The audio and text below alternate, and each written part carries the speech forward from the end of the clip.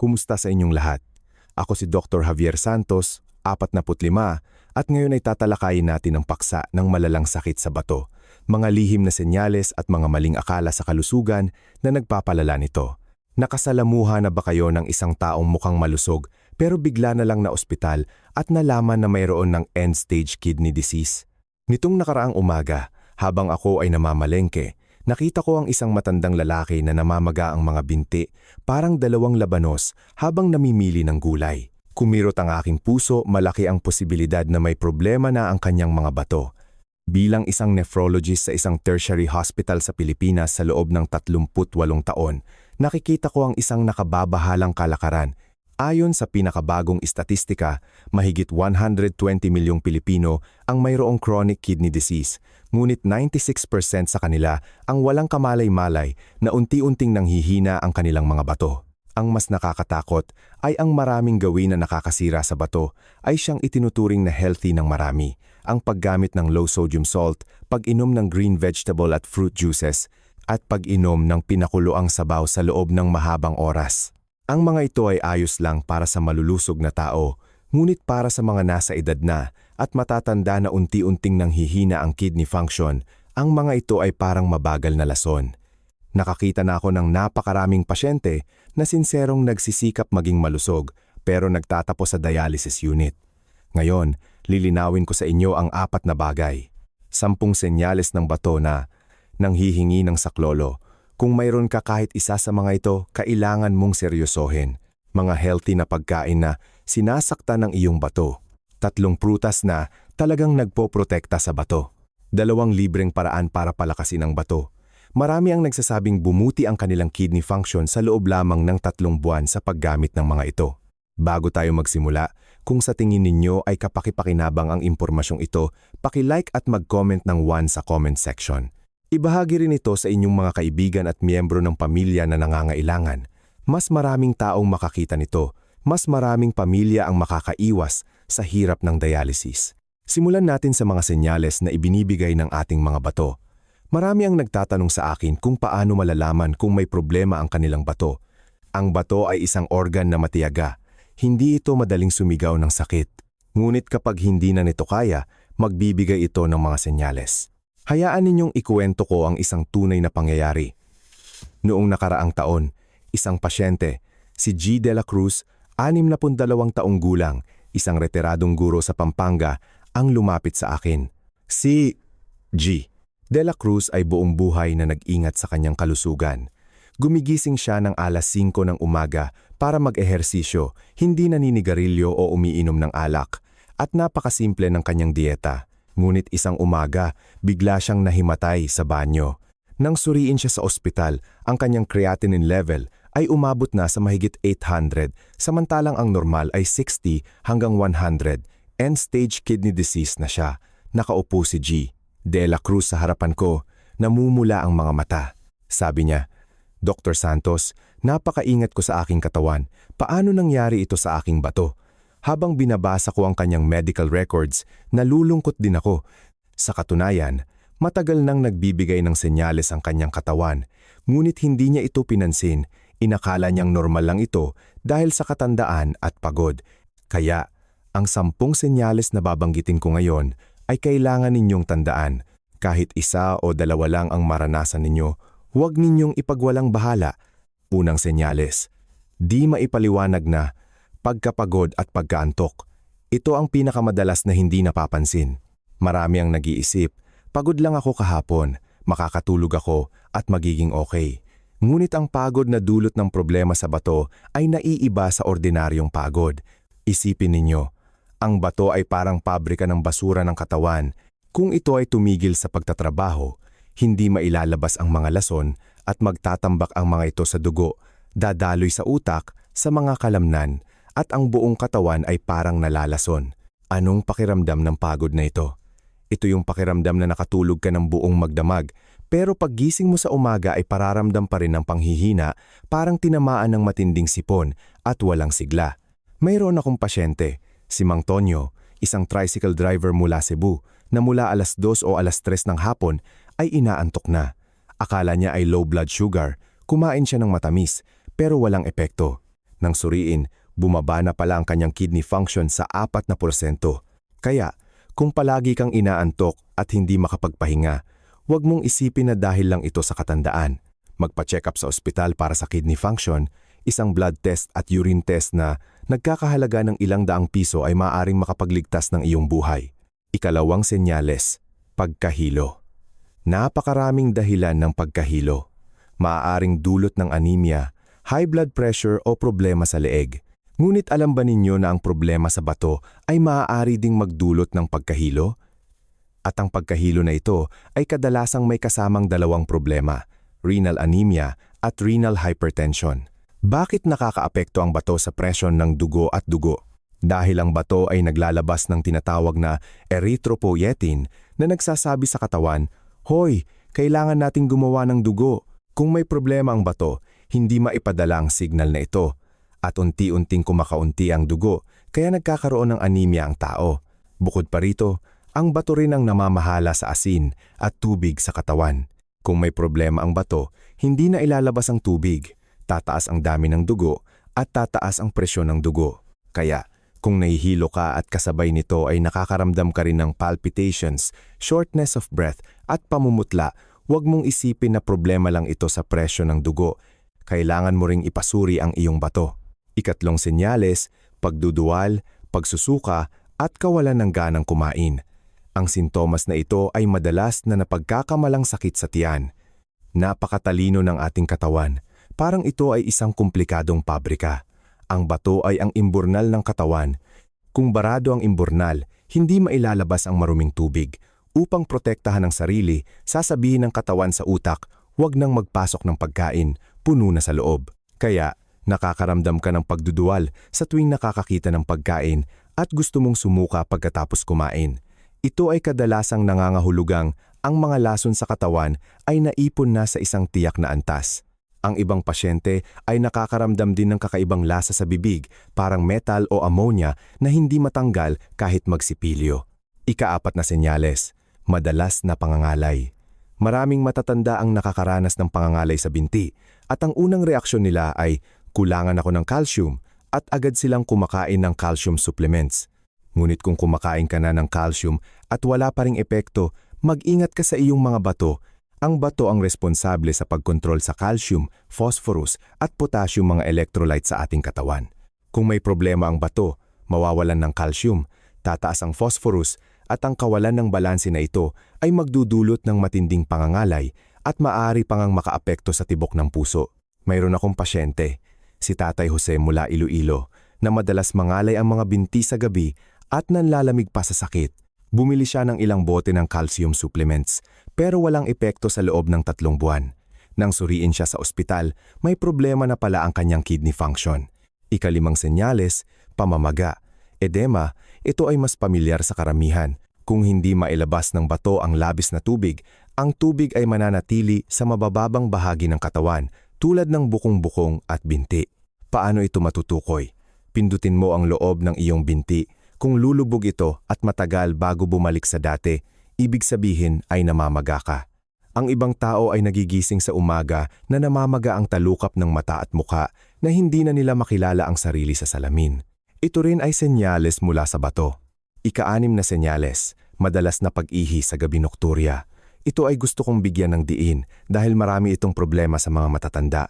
Ano ang ibig sabihin ng madalas na pag-ihi sa gabi? Ang kahulugan nito ay mahigpit.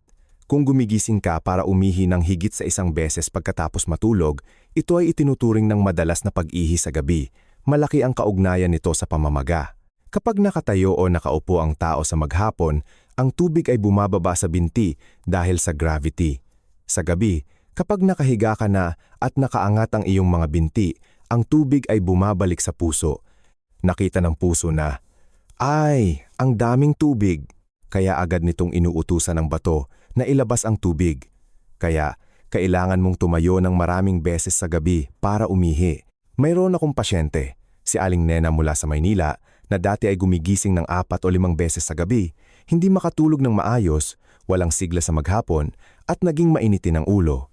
Nang ginamit niya ang itinuro kong paraan, bumuti ng malaki ang kanyang kalagayan sa loob ng 1 buwan.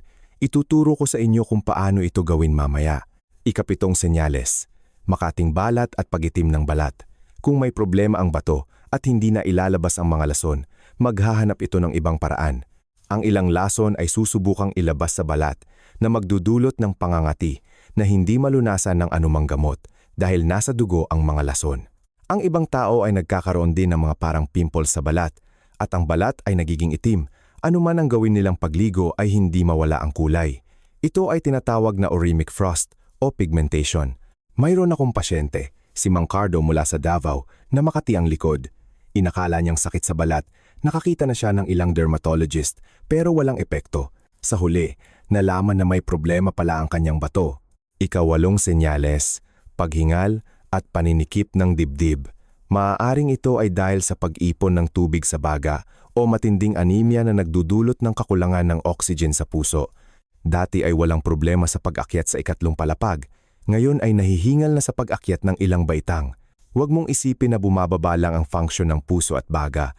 Maaaring ang bato rin ang dahilan. Ikasiyam na senyales, pananakit ng balakang at likod. Bagaman hindi lahat ng pananakit ng balakang ay dulot ng sakit sa bato, kung ito ay may kasamang iba pang sintomas at may malalim na pananakit sa balakang, maaaring namamaga ang bato o may bato sa bato o impeksyon. Ang sakit na ito ay hindi pananakit ng kalamnan sa labas, kundi parang lumalabas mula sa loob. Ikapung senyales, mabula na ihi. Ito ang pinakamadaling makita. Kung may bula sa ihi at matagal itong nawawala, ibig sabihin ay may protina sa ihi. Sirang-sira na ang filter ng bato at nailalabas nito ang mga nutrient na protina. Maaari kang gumawa ng simpleng pagsubok.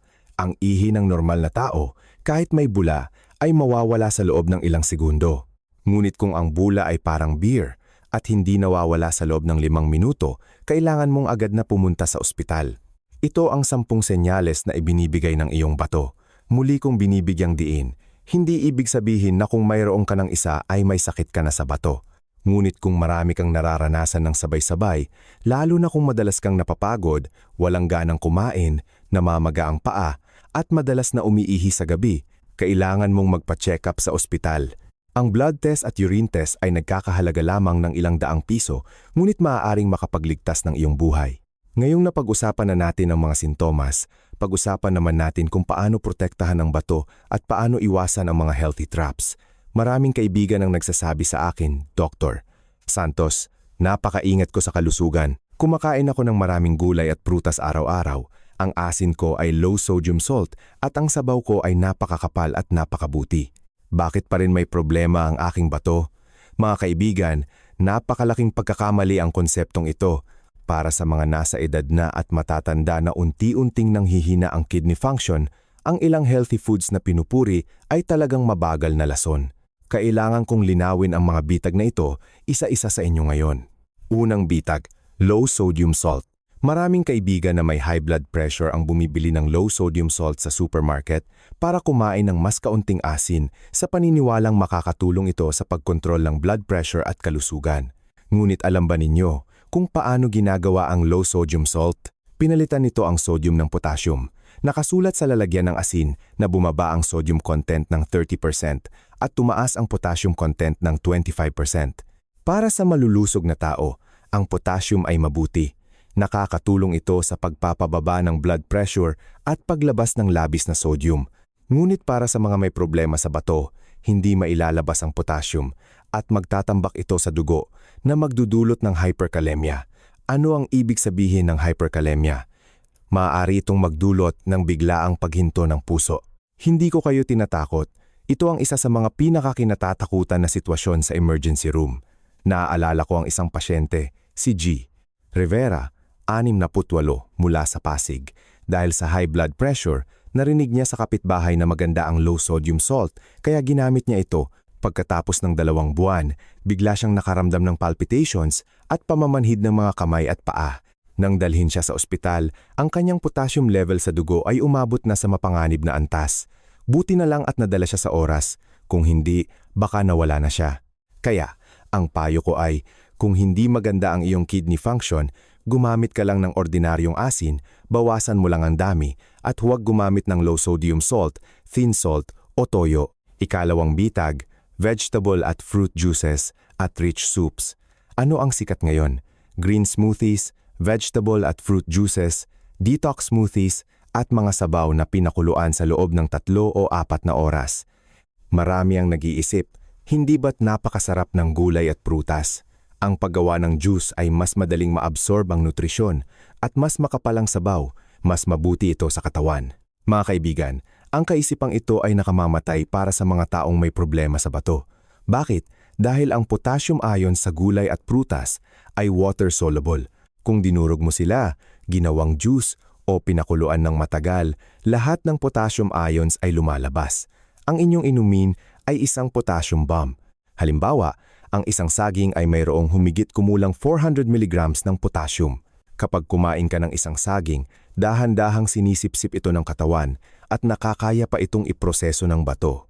Ngunit kung ang 2 saging, isang bungkus ng spinach, isang kiwi at kalahating avocado ay ginawa mong juice, ang potassium content ay madaling lalampas sa 1,000 mg. Kung inumin mo ito ng sabay-sabay, hindi ito kayang iproseso ng bato at tataas ang potassium sa dugo. At ang mga pinakuluang sabaw sa loob ng mahabang oras, tulad ng sabaw ng bulalo o nilaga na gustong-gusto ng mga Pilipino, ay pinaniniwalaang ang essence ay nasa sabaw. Ngunit sa katunayan, ang sabaw ay puno ng purines at potassium, samantalang ang protina sa karne ay hindi gaanong natunaw. Mayroon akong pasyente, si Aling Luz, 65, mula sa Quezon City, na napakagusto sa pagluluto ng sabaw. Araw-araw siyang umiinom, sa paniniwalang nakapagpapalusog ito. Ngunit pagkatapos ng 3 buwan, nang suriin siya, bumaba ang kanyang kidney function. Sabi ko sa kanya, Aling Luz, hindi ka nagpapalusog ng bato, sinasaktan mo ito, kaya ano ang gagawin? Kailangan pa rin kumain ng gulay, ngunit kailangan mong baguhin ang paraan ng pagluluto. Hiwain ang gulay at ilubog sa kumukulong tubig ng saglit, itapon ang tubig at pagkatapos ay haluan ng kaunting mantika. Makakabawas ito ng 60% hanggang 70% ng potassium. Maaaring kumain ng hot pot, ngunit huwag inumin ang sabaw. Puno ito ng potassium at purines. Pumili din ng prutas na mababa sa potassium. 3 bitag, processed foods. Bukod sa potassium, mayroon pang isang lihim na mamamatay tao na tinatawag na phosphorus. Ano ang mangyayari kung mataas ang phosphorus? Una, magiging malutong ang mga buto at madaling mabali. Pangalawa, magiging calcified ang mga ugat, parang kinakalawang na tubo na nagpapataas ng malaki sa panganib ng heart attack at stroke. Anong mga pagkain ang mataas sa phosphorus? Mga processed foods tulad ng longganisa, ham, tocino, corned beef, fishball, kikiam at ang mga paborito ninyong mani, tsokolate, soft drinks at milk tea. Ang mga ito ay mataas sa phosphorus. Bakit napakataas ng phosphorus sa processed foods? Dahil nagdaragdag ang mga manufacturer ng maraming phosphate salts upang mas tumagal ang pagkain at mas masarap ang lasa. Payo ko, kung hindi na maganda ang iyong bato, bawasan ang pagkain ng mga processed foods na ito. Ang sariwang karne, isda, at itlog ay maaaring kainin, ngunit kailangan mong limitahan ang dami. Sapat na ang karne na kasing laki ng iyong palad sa isang araw. Okay, buod ng 3 bitag na ito. Una, huwag kumain ng low sodium salt. Kumain lang ng ordinaryong asin at bawasan ang dami. Pangalawa, ilubog ang gulay sa kumukulong tubig bago lutuin at huwag inumin ang mga pinakuluang sabaw. Pangatlo, bawasan ang pagkain ng processed foods at mga high phosphorus snacks. Naaalala nyo ba?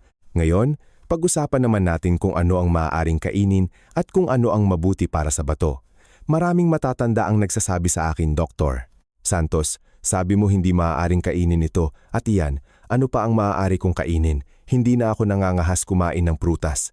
Sa totoo lang, hindi naman sa hindi maaaring kumain, kundi kailangan mong malaman kung paano pumili.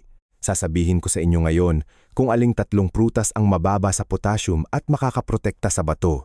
Unang uri, peras pears, lalo na ang Asian pears at water pears.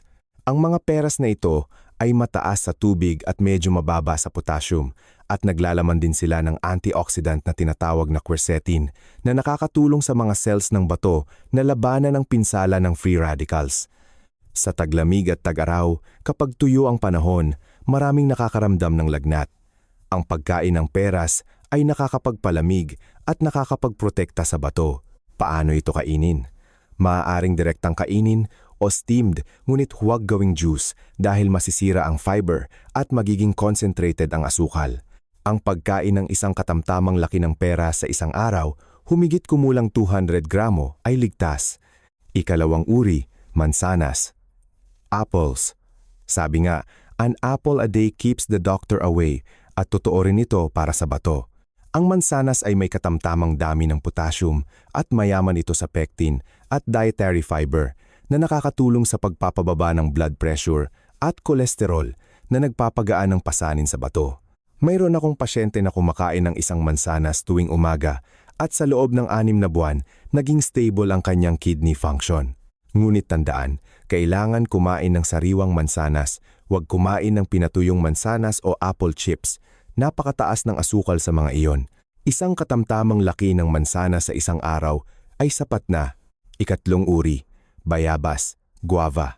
Ang bayabas ay napakataas sa vitamin C, doble sa lemon.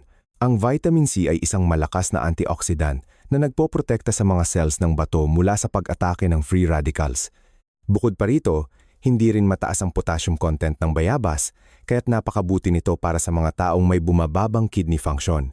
Mas karaniwan ito sa mga kaibigan sa katimugan ng Pilipinas.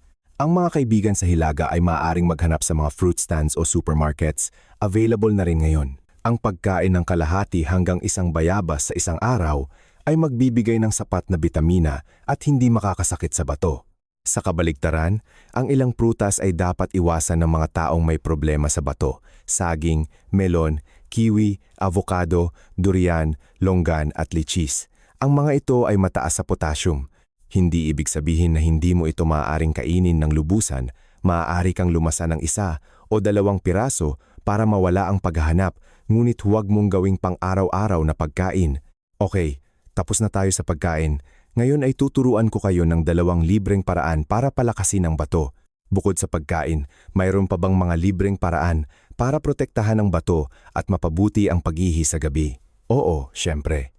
Tulad ng sinabi ko kanina, maraming matatanda ang gumigising ng maraming beses sa gabi para umihi at hindi makatulog ng maayos. Sa katunayan, kung malulutas ang pamamaga sa binti, mababawasan ang dami ng pag-ihi sa gabi ng kalahati. Mayroong mga pag-aaral sa Japan na nagpatunay dito. Ngayon, tuturuan ko kayo ng 2 simple, epektibo at libreng paraan. Marami sa aking mga pasyente ang nagsabi na epektibo ito pagkatapos gamitin. Unang paraan, pagtaas ng paa sa gabi. Napakasimple ng paraan na ito. Habang nanonood kayo ng TV o nagpapahinga, itaas ang inyong mga paa ng mas mataas ng kaunti kaysa sa puso. Maari kayong gumamit ng ilang unan bilang suporta o ipatong sa braso ng sofa upang maiangat ang inyong mga binti. Bakit kailangan ito? Dahil kapag nakatayo o nakaupo ang tao, dahil sa gravity, ang tubig ay bumababa at nag-iipon sa binti at bukong-bukong. Sa gabi, kapag nakahiga ka na at nakaangat ang iyong mga binti, ang tubig ay bumabalik sa puso. Nakita ng puso na, ay, ang daming tubig. Kaya agad nitong inuutusan ng bato na ilabas ang tubig. Kaya kailangan mong gumising at umihi ng maraming beses sa gabi. Kaya ano ang gagawin? Napakasimple. Sa gabi pagkatapos ng hapunan, humigit kumulang alas 6 o alas 7, itaas na ang inyong mga binti upang ang tubig ay makabalik bago kayo matulog at mailabas ng bato ang ihi ng maaga. Sa ganitong paraan, sa oras ng pagtulog, mas kaunti na ang tubig sa katawan at natural na hindi na ninyo kailangang gumising sa gabi para umihi. Gaano katagal? Sapat na ang 20 hanggang 30 minuto bawat oras. Mayroon akong pasyente, si Ben mula sa Maynila, na dati ay gumigising ng 4 o 5 beses sa gabi. Sa paggamit ng paraan na ito, bumaba ito sa 2 beses sa loob ng 1 linggo at sa loob ng 1 buwan, 1 na lang sa 1 gabi. Masayang masaya siya at sinasabi niya sa lahat, ang itinuro ni Dr. Santos ay talagang epektibo. Tingnan ninyo, isang napakasimpleng paraan, walang gamot, walang gastos at mapapabuti ang kalidad ng buhay. Ikalawang paraan, pagbabad ng paa o pagligo. Ang paraan na ito ay mas aktibo, lalo na sa taglamig, malamig ang panahon, mabagal ang sirkulasyon ng dugo at mababa ang efficiency ng bato sa pagsala ng dugo. Kung makakapagbabad kayo ng paa sa mainit na tubig o maliligo araw-araw, malaki ang tulong nito sa bato. Paano magbabad? Ang temperatura ng tubig ay dapat 38 hanggang 42 degrees Celsius. Ang temperatura na komportable at mainit, hindi masyadong mainit. Ang oras ay 15 hanggang 20 minuto, huwag masyadong matagal. Ang pagligo o pagbabad ng paa ay may 3 benepisyo. Una, lumalawak ang mga ugat at bumababa ang blood pressure ng humigit kumulang 10 units na parang umiinom ka ng gamot sa high blood. Pangalawa, pinapawisan ka na nakakatulong sa paglabas ng tubig sa katawan. Pangatlo, makakatulog ka ng mahimbing. Kapag maganda ang tulog, mas malakas ang kakayahan ng bato na mag-repair. Mayroon akong pasyente, si Mang Jose, mula sa Baguio, na napakalamig ang taglamig. Araw-araw siyang nagpapainit ng isang palanggana ng tubig para ibabad ang kanyang mga paa hanggang sa uminit ang kanyang mga binti. Nagpatuloy siya sa loob ng 3 buwan at nang suriin siya, talagang bumuti ang kanyang kidney function. Kung mayroon kayong bathtub sa bahay, mas maganda ang pagligo. Kung walang bathtub o natatakot kayong madulas, pareho lang ang prinsipyo ng pagbabad ng paa. Kung hindi kayo makapagbabad ng paa, mayroon pang mas simple. Gumamit ng mainit na tuwalya o hot water bag para ipainit ang inyong balakang. Ang balakang ang kinaroroonan ng bato. Hawakan ninyo sa ilalim lang ng tadyang sa magkabilang panig ng gulugod. Ang pagpainit doon ay direktang makakapagpabuti sa sirkulasyon ng dugo sa bato. Sinasabing nakakapagpataas ito ng efficiency ng bato sa pagsala. Ngunit may 3 bagay na dapat tandaan sa pagligo o pagbabad ng paa, lalo na sa mga matatanda. Una, uminom ng tubig. Bago at pagkatapos maligo, uminom ng 1 basong tubig dahil pinapawisan ka kapag naliligo. Kung kulang sa tubig ang katawan, magiging malagkit ang dugo at madaling mangyari ang aksidente. Pangalawa, iwasan ang pagkadulas. Pagkatapos maligo, lumalawak ang mga ugat at bumababa ang blood pressure. Kung bigla kang tatayo, madaling maging itim ang iyong paningin at mahimatay. Kaya, dahan-dahan ang pagtayo at kumapit sa matibay na bagay bago lumakad. Pangatlo, huwag masyadong mainit ang temperatura. Huwag mong isipin na mas mainit, mas mabuti. Ang masyadong mainit na tubig ay nakakapag-stimulate sa sympathetic nervous system na nagpapataas ng blood pressure. Ang mainit at komportable ay ang pinakamabuti. Kaya tandaan ang 3 puntos na ito. Ang pagbabad ng paa at pagligo ay ligtas at epektibong paraan para palakasin ang bato. Okay, tapos na ang 2 libreng paraan. Una, itaas ang mga binti sa gabi para maaga nang makabalik ang tubig. Pangalawa, pagbabad ng paa o pagligo para mapabilis ang sirkulasyon ng dugo. Maaari ninyong simulan ang 2 paraan na ito ngayong gabi. Kung magpapatuloy kayo sa loob ng 3 buwan, maraming tao ang talagang bubuti ang kidney function. Ngayon, pag-usapan natin ang isang tanong na kinagigiliwan ng marami. Kung may problema ang bato, maaari pa ba itong gumaling? Kailangan kong sabihin sa inyo ang totoo ngayon. Ang chronic kidney failure ay karaniwang hindi na mababalik.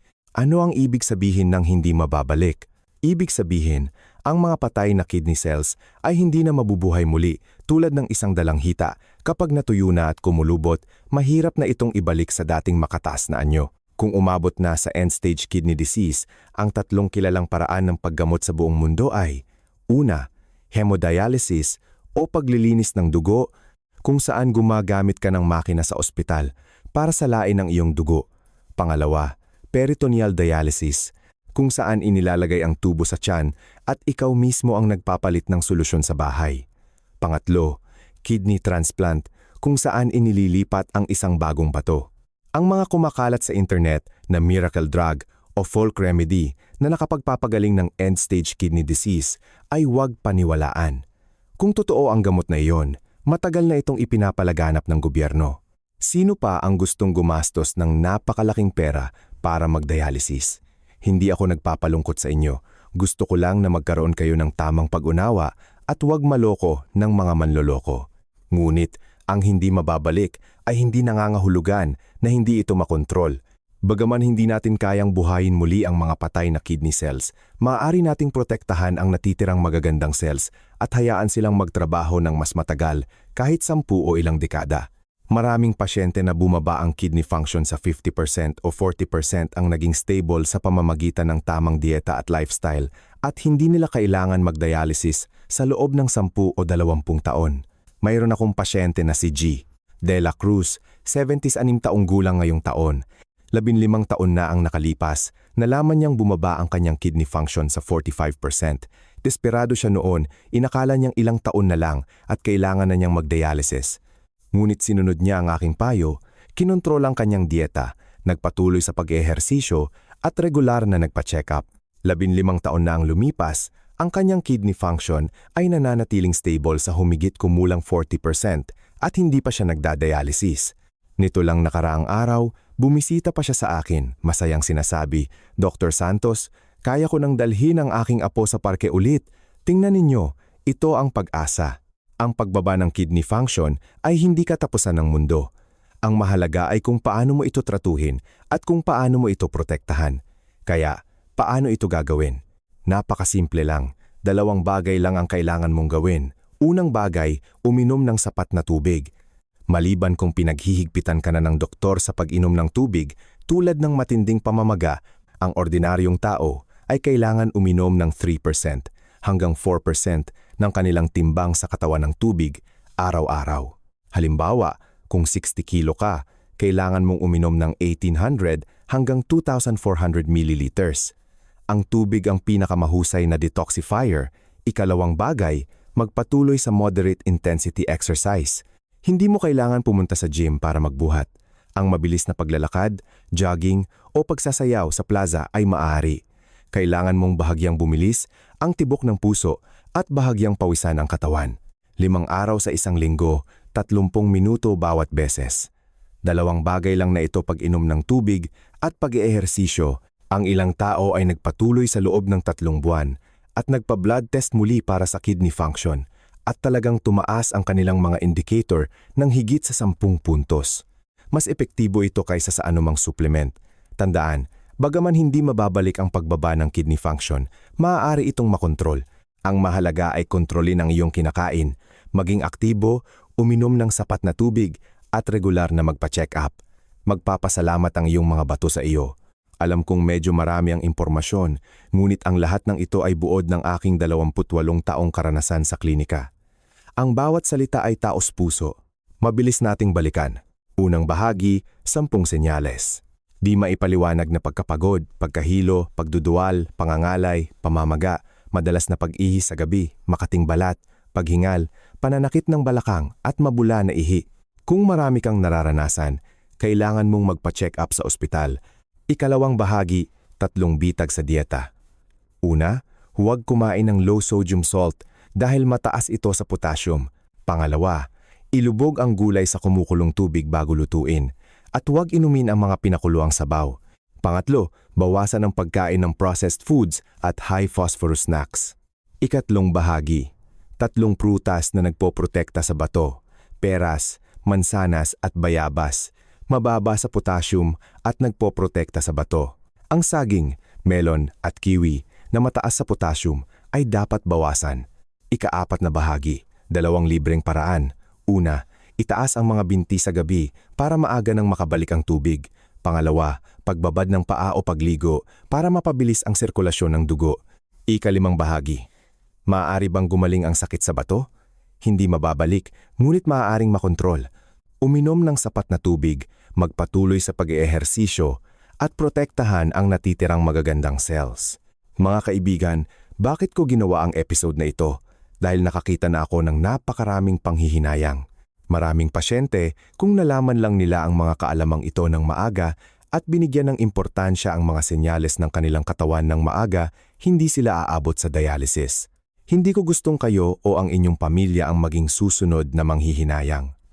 Pagkatapos ng 40 taong gulang, nagsisimula ng tumanda ang mga bahagi ng katawan.